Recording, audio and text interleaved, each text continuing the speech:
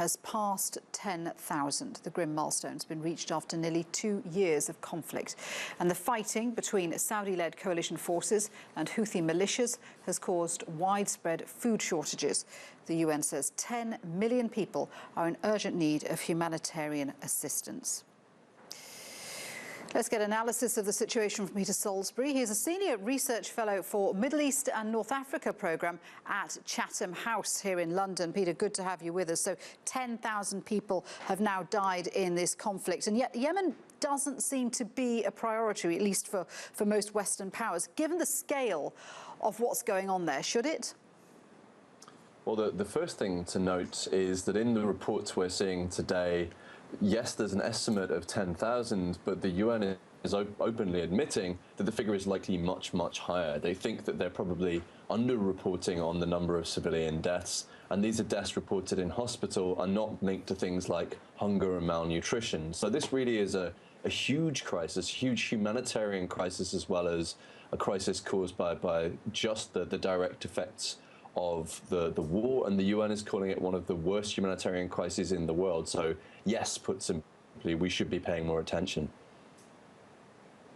The conflict itself is often portrayed as a war between two distinct groups, but the reality is actually much more complex than that, isn't it? There are various alliances, tensions, regional proxies, so that must mean that it's much, much harder to solve. That's quite right, and unfortunately at the moment one of the problems the UN has is attempting to mediate between the legitimate government, which was ousted from the capital in early 2015, and this alliance of rebel groups in the the northwest of the country.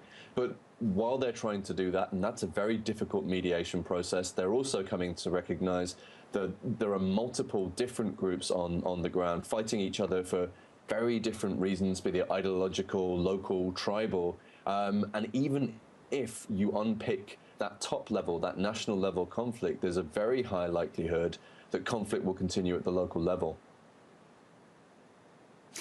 I mean, there is a peace plan that's been proposed, isn't there? It doesn't seem to have got very far. But I mean, given the fact that, there are children starving to death here, what can be done? Can the UN Security Council be doing more? Should there be more pressure brought to bear on Saudi Arabia or on the Houthis?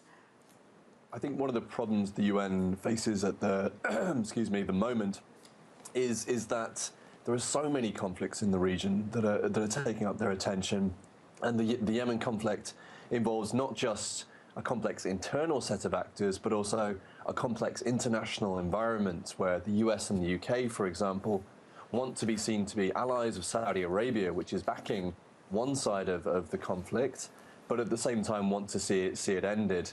And they're finding it very difficult to find the middle ground, and I think that the UN, the mediators involved, are finding it very difficult to find that middle ground and find a deal that satisfies international interests, regional interests, and the different parties to the conflict. So again, it is very, very complicated and will require a great deal of time and effort to unpick. And right now, it's also important to remember that none of the parties to the conflict seem to think that they've lost enough to consider a real compromise. Indeed, and meanwhile, that appalling situation on the ground continues. Peter, thank you. Peter Salisbury there from Chatham House.